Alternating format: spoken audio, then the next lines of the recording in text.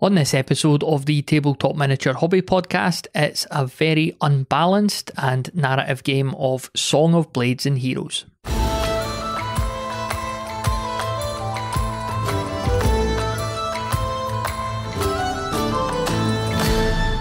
Welcome back to the podcast, Robert.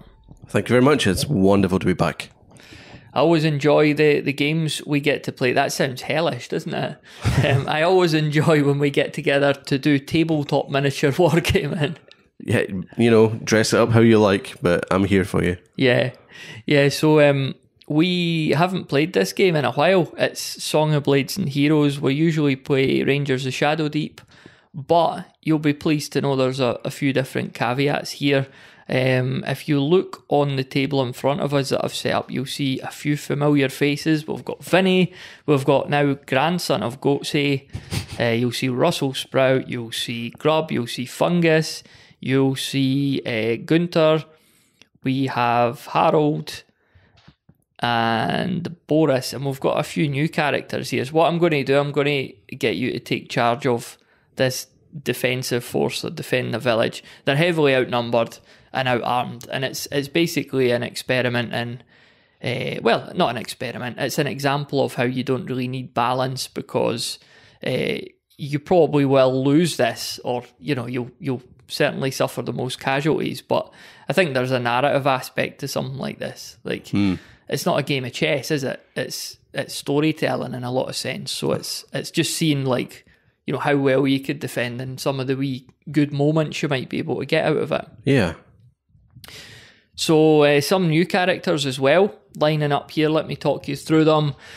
We've got some of these kids who have featured irregularly in our games before. So we've got Adam with his apple, and that's going to count as a range weapon.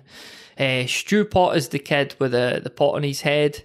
We have Rick with his big hard stick.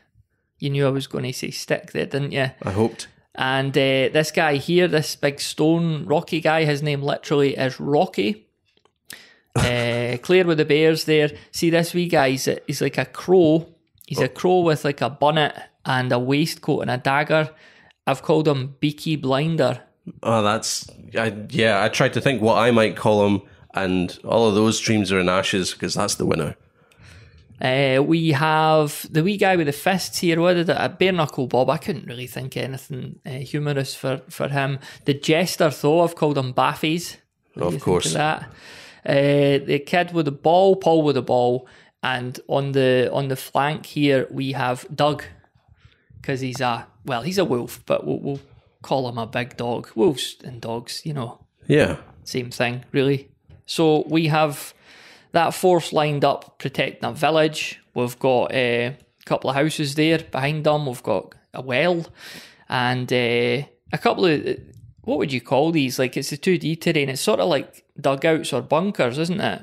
Yeah. What are they? They just they don't go anywhere when you go down into them. I see them as trenches. They've kind of dug them because they could then get behind them and shoot or fire magic or stuff like that. So if you look at the way I've set you up, and feel free to move it around if you want, but we've got Vinny on one flank and we've got Doug on the other, so that's a bit of mobility.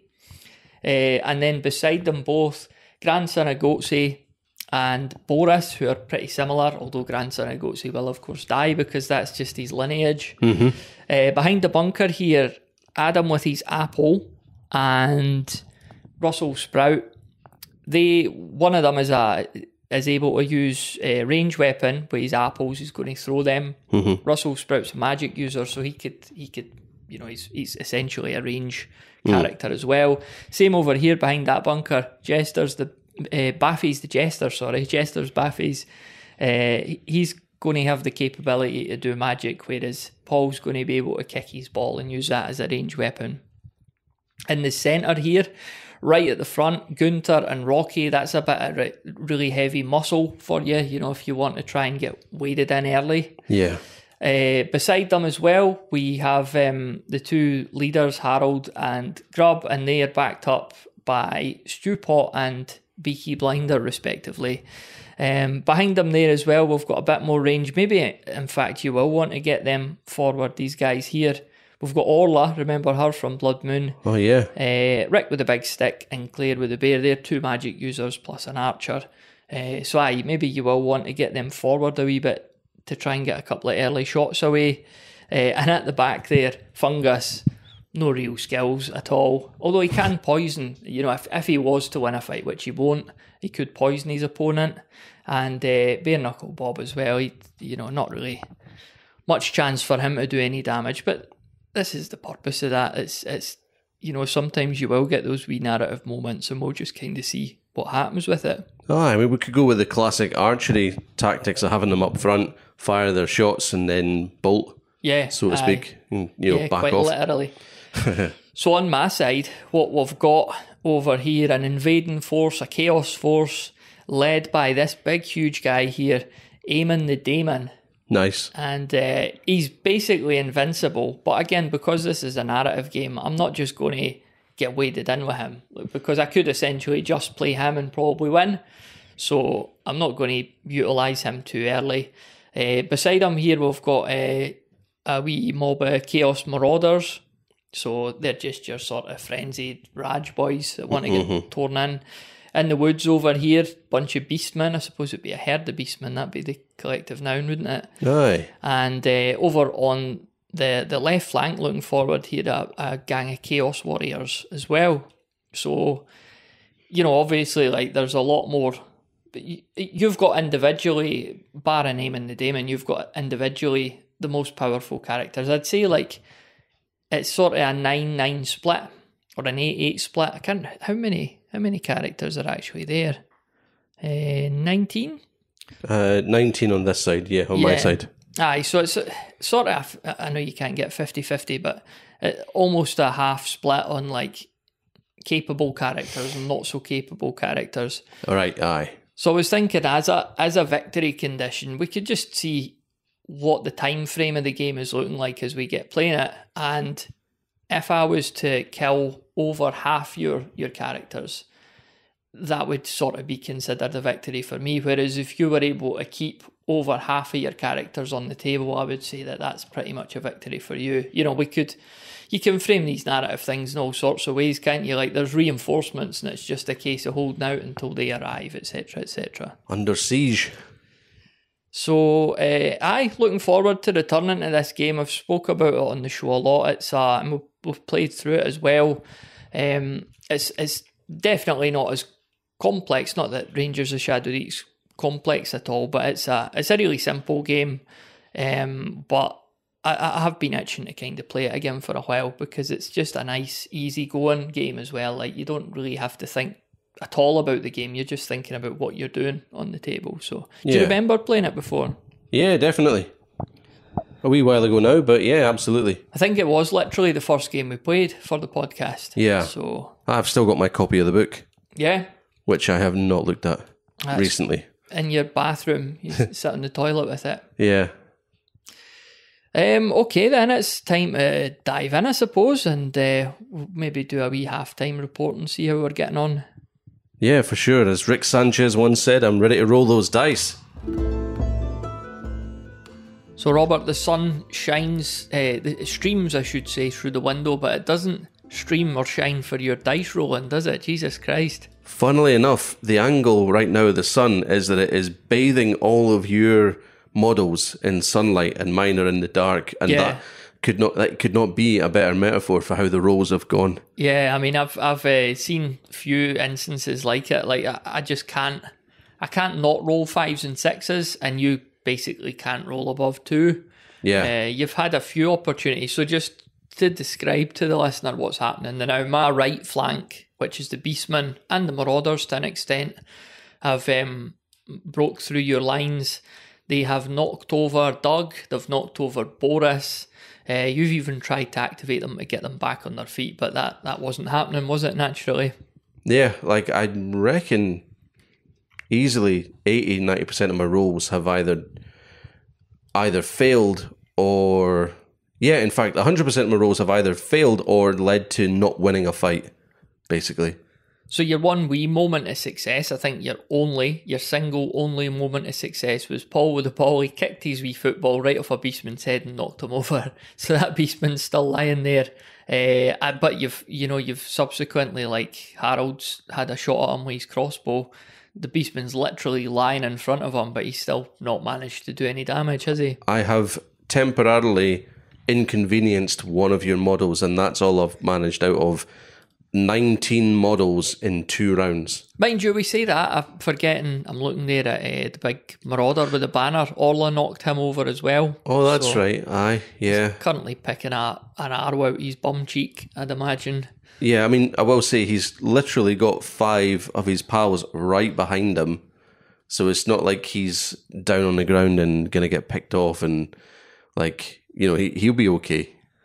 Yeah, he probably will be. I have also made a couple of advancements with my Chaos Warriors on the left flank, and you have had Grub and a couple of Russell Sprout trying to do his magic. That's been absolutely shite.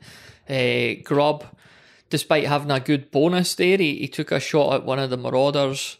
So you had a +1 for the good shot modifier, and I had -1 because you rolled 2, you activated twice, so you were doing a aimed attack. Yeah. So even though I went to -1 and you went to +2, you still didn't do anything. So it just sums up how it's sort of going for you so far, doesn't it? That's right, yeah. You can have all the pressure in the game, you know, in football, and then you get a penalty, but you can't actually put it in the net, then, you know, what's it all about? I mean, I'll say one thing, nobody has died yet, but this is a classic quirk of this game, is that death, models die and it's not common. Like, yeah, people get knocked over and pushed a lot, but to actually kill someone takes a bit of something special, so that's a positive for you. You've not actually lost anyone yet. Yeah, that's right. It's just some of them have not even moved yet because they've failed to activate both times, so it's like they're dead, but standing up might come to life. Yeah, aye, because like it's not like they have health as such that can be worn down over time. It's all or nothing in the actual incidents of the battle. So we'll see. Maybe once they actually come together, which is going to be very soon, and actually meet face to face, and then start ganging up for bonuses, that's when we're going to actually see people dying. Yeah, well, it's going on to my turn now, so I'm fairly certain there'll be some bloodshed coming up. And I don't think it'll be coming from any of my guys. Yeah, well, as someone who knows a little bit about statistics, I'm really optimistic that it's going to go the other way now, because it absolutely has to. Or these dice are loaded. Or that, yeah. If we swapped our dice right now, that it would just continue. Yeah, like if you're in the wrong lane and all the traffic in the other lane's moving, and eventually, like, I'm going to go in that lane, and then, of course, that lane stops and the lane you were in starts to move. So, no. I'll stick with my dice. So, Robert, how are things going for you now? There were a couple of successes when we first went back to it for the second half. Quickly outweighed by a massive run of bad luck. Again, it's really been quite incredible. But, you know, that's how it works. That's chance for you and luck. It's not going to be even all the time. You know, like, you're going to have stretches of what looks like almost incredible bad luck, and that's exactly what's happened. Which has been interesting to see, and interesting to see how the rules can play out, like gruesome deaths making people run off the map and stuff like that. It's almost certainly insurmountable now for my guys to do anything here. Yeah, I mean, it was always going to be, but I didn't quite expect you to roll as badly and me to roll as well as what's happened. Like, it has been totally night and day with the dice. Yeah, interesting you talked about running off the table. So what I'm noticing, and I've noticed this before on Song of Blades and Heroes, and I've mentioned it before today, is it's actually very hard to kill someone. Just, you know, when we're both like standing up and fighting. So what you really need to do if you want to kill someone is to knock them over, which is a lot easier than killing them. And then it's on that follow-up. And I suppose that, you know, that's probably, not that I've ever been in a battle of this style, or indeed any battle in my life, but, I'd imagine like on the killing fields, it's like knock the guy over, give them a stab. It probably is more that than just this one big killing blow. Yeah. So that's kind of what you need to do to kill folks. And then one of the other things that I didn't really consider it when setting up the table, but I've got a lot of guys going down the flanks, so a lot of beastmen, or had a lot of beastmen on the right hand side. And what happened there, one of them had been knocked over, and then I think Harold shot him, and because he scored so high, he scored a gruesome kill. The guy, I think because you're lying on the ground anyway, it is a gruesome kill. So there was a morale check had to take place amongst these beastmen, and like 3 of them, because they were right next to the table, they ran off the table, and that was it. So, on the other side as well, we've got the Chaos Warriors going in there, and a similar thing had happened with a gruesome kill, and Vinny the Vulture just flew away. He'd had enough. And then one happened in the middle too, so you actually nearly lost Count Gunther, but because he's only a short move, that prevented him from running away, basically. So, your wee assassin, Beaky Blinder, he killed someone, and because he's got that assassin trait, he only has to win by 1 to kill somebody, but then he's also got the greedy trait, which means he stays and loots the corpse afterwards. Yeah.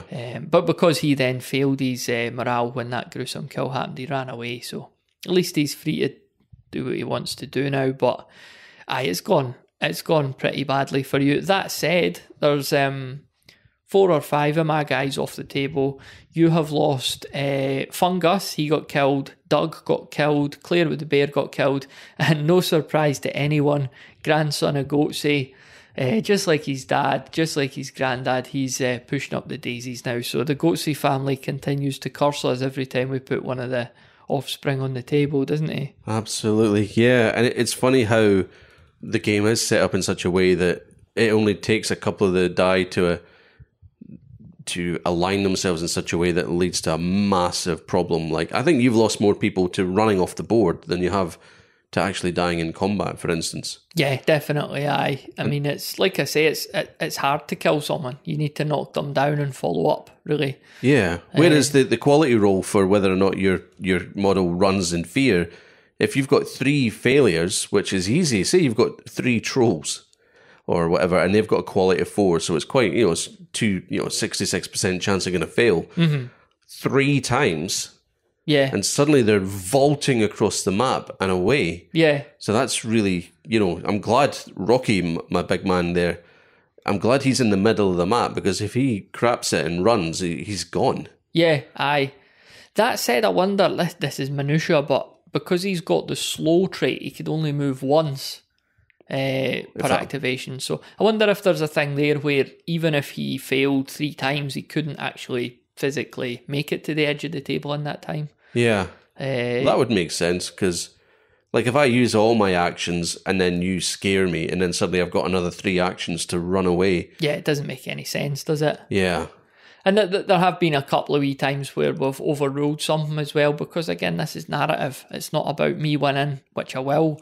It's more the story. It's more how could these guys hold out. So there were a couple of wee mistakes and stuff where if this was a tournament, then I'd have just said, no, I'm having that. Whereas that's not why we're doing this, is it? So yeah, but it's like the Battle of Thermopylae or the Alamo, and it's like, yeah, we're going to lose this, but we're going to play it out. And it's like, wait, why have my guys all got feather dusters?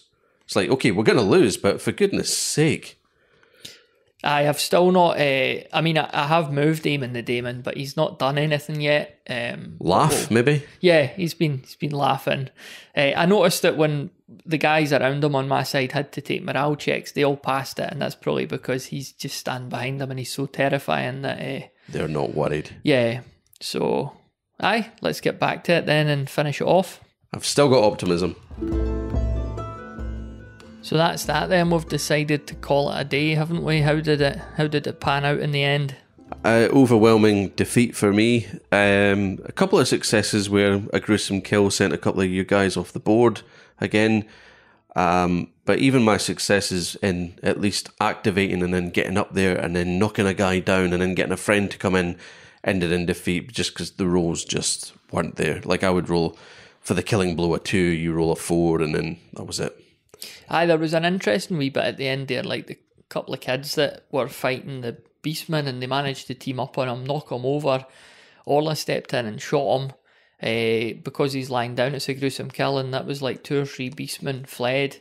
So you actually removed 10 of my guys for the table, which is like, your rolling was so bad that's actually pretty decent that you've managed to do that. Yeah. And then there was a chance to really clear things up, because you'd managed to, like Big Rocky, he's a big guy made of rock, and he genuinely must have been knocked down 3 times at 3 least. or 4 times, yeah. So he's back on his feet again, actually gets to make his first attack, knocks a beastman down. Harold steps up to give him a hand. So at that point, it's so weighted in his favour. If he just kills that beastman, there's a whole group of marauders round him that would have to do morale checks, and you could potentially have them off the table. And suddenly, you're still not going to win, but it would have been like really clear at that point. Yeah. Almost nobody on my right flank at all, but you fail it, and then that's pretty much it, isn't it? Like that was the chance, wasn't it? So. And even then, I was like, well, look, I've still got a chance here with Beaky Blinder. I rolled 3 die, which is pretty bold, and thought, right, come on, if I can at least just get this guy killed, because he's got the assassin, then everybody will bolt then, because all I had to do was win by 1 point. Yeah, to kill him. And then, 2 failures, 50-50 chance, right, for each die. And I still had 2 failures, but I still had 1 success. So I was still able to have an attack. I lost that and actually died myself, which then caused gruesome death for everybody else. Because you got 10 overall, and I got like 4. Yeah. So even with me throwing everything into that last roll, I still ended up like you had 2.5 times the score by just defending, and it's like that's it. There's a lot of this is the way the game is set up is there's a lot of all or nothings in it. Mm-hmm. And there's a lot of risk of ending your turn prematurely just for the sake of you rolling 2 die, hoping to get an extra +1 to an attack. So I'm really starting to see that the way to win this game, if you were just boring about it, would be to risk very little. Aye, 1 roll all the time for quality. Yeah. And ganging up. Like if you want to... And probably... as well, you're relying on ganging up and getting people to flee off the table as well. Yeah, the risk versus reward from the things that you do are it's really stacked against you. So I think you really have to hope that the other person goes big and then subsequently goes home. Final thoughts. We play Rangers of Shadow Deep a lot. How would you compare the two? I mean, they're very, very different games, but is there anything that stands out to you that Shadow Deep doesn't have, or vice versa? Yeah, definitely. The way that you wear people down in Rangers of Shadow Deep and then can kill them, it is, I guess it's much more aligned to every other experience I've had in gaming. Whereas this, it's all you can't really kill them unless it's a very specific scenario. Either really weighted in the dice rolls, or you've ganged up and there's 3 of them, which is possibly more realistic to real life, if you like. But I think that means you've got fewer strategies that you can employ, whereas you've got a bit more freedom and a bit more artistic license in Rangers of Shadow Deep, because you do have health, and you might go big but then not quite die from it, but then your health has gone from 10 to 3, so then you're a lot more cautious for the rest of the game, whereas it's on the flip of a coin all the time, no matter what, for these characters. Yeah, it's like the trade-off of the no bookkeeping. If you're keeping track of health, on the one hand, that is a pain, and it's something you can lapse and get wrong or forget, or get muddled up about. The trade-off of not having that here is it then becomes it's almost like you're starting afresh every turn. Yeah. I know you knock people down, and that's an advantage, but for me, I don't think the gain that you get from having less admin in this is worth it, because I do have to keep track of who's moved and all that. So if I'm already doing that anyway, then it's not much more for me to then keep track of their health. Mm-hmm. Yeah, that's true. That's a good point, yeah. I sound very bitter because I got absolutely trounced, but yeah. No, I think it was extreme dice rolling. I've never rolled as well as that, and I doubt you've rolled as badly as that before. And even then, you still did remove more models for the table than I did to you. So I guess that's a sort of victory on your part. Yeah, well, it's interesting to see how that then pans out. I bet if you did simulations with, computer simulations that worked on averages, I wonder how different it would look. Probably not that different. Like on average, who would win more often or whatever. It'd be interesting to see how that played out. Anything you would have done differently in the deployment or just general tactics? Yeah, Apart from roll more sixes. Stuff that would basically exploit the way the rules are set out, where the faster moving ones I would probably have more in the middle so they don't leave the table. I'd probably have put Beaky Blinder on the flank more, because all he would have to do is rush up to someone, get a win, and then suddenly all your guys that are on the edge are scattering off the table. But that kind of feels like an exploit that you would do in a video game, like in Golden Axe when you deliberately get the skeletons to walk off the platform and fall down. That. Yeah. Yeah, but that's not really what the game's meant to be.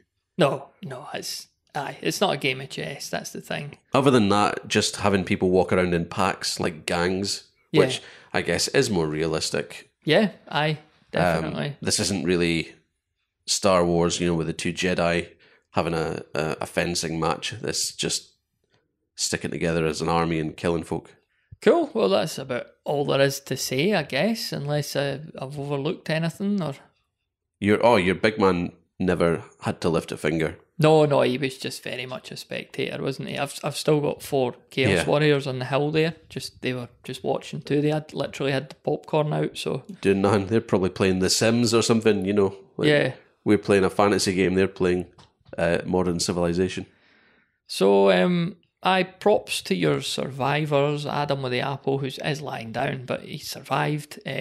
Russell Sprout, Stewpot, Rick with the stick, Rocky, he's standing as well, which is uncommon. Harold, Orla, Gunter, Paul with the ball, and Bare Knuckle Bob. That's not bad. That's how many is that? 1, 2, 3, 4, 5, 6, 7, 8, 9, 10. So I did say if I got 9, 9 dead.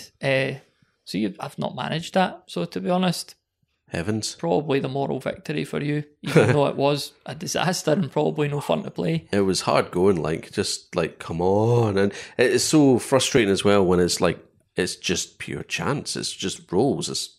You can't account for that, The one thing I would say about this game is that you've got your Rocky there with the quality 4 and the combat of 4. That extra 1 in combat that he gets is absolutely, it's almost useless because that quality 4 just outweighs it completely. Yeah. Because you're never going to roll 2 die because you're going to hand the dice over to the other person. You're going to hand the turn over. And that +1 in combat is almost useless compared to the fact that you only ever activate once. You'll be lucky if you get a swing. He spent more time getting up. I think he only attacked once.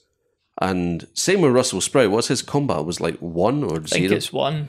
It's 1. And his quality was 4? 3. Oh, it's 3.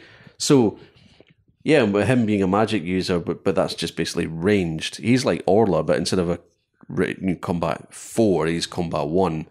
So he was useless, basically. Because even if he did succeed in activating combat 1, and I'm hoping you're rolling a 2 or a 1, which I don't think he ever did. So I got that hat trick of 1s, but then I thought that was funny. But then you followed up. I think you maybe rolled 6 1s in a row, which is just 5 1s in a row. I think it was. Yeah, not all in the one roll, but one after the other. Yeah. So yeah, anything you could do badly, I can do worse. The big guy, interestingly, just looking at his stats, he never got involved, but quality 2. So you almost can't fail to activate him. He's long move, so he could get anywhere. He's probably not going to fail any activation. So he'll have 3. He could be anywhere in 1 turn. And I think even to fight him, you need to pass a morale test, because you just want to run away instead. And then he'll get a free hit on you and he'll win. Right. So he wasn't involved at all. He was there. He was there for moral support, but unbeatable, basically. the quality does seem to be much more important than the combat almost. Like, yeah, I would agree. I'd rather have a combat 2 than a quality 2 than a combat 4. And it's funny that because it's one, like, you look at when you get combat 4 instead of 3, you think, oh, it's just 1. But when you're looking at quality 3 versus quality 4, it's just 1 as well. But that seems a lot more intimidating. Yeah, because you're risking losing the turns of up to 18 of your other models. Mm-hmm. It's like, nah. Whereas if quality 2, you'd be like, right, I'm rolling all 3 dice. I can almost certainly not lose. And then stomp everybody. Ah, well, back to the Shadow Deep next time around, I guess. And what'll it be now? Just thinking of Goatsy. So Goatsy's dead. Son of Goatsy's dead. Grandson of Goatsy's dead. Great-great-grandson of Goatsy. Are we going to bring him in for his death? Greatsy. Yeah, definitely. Good stuff. Well, thanks very much, Robert. I know it wasn't much fun for you, but that was good stuff. It was fun enough for me. So, well, I remember this. You had the big rocky chap once, and it was the same for you. He did bugger all because he was just getting up all the time. So, turnabout's fair play. Thanks very much for listening to this episode of the Tabletop Miniature Hobby Podcast, and you'll find pictures of the game we played today over at the website bedroombattlefields.com.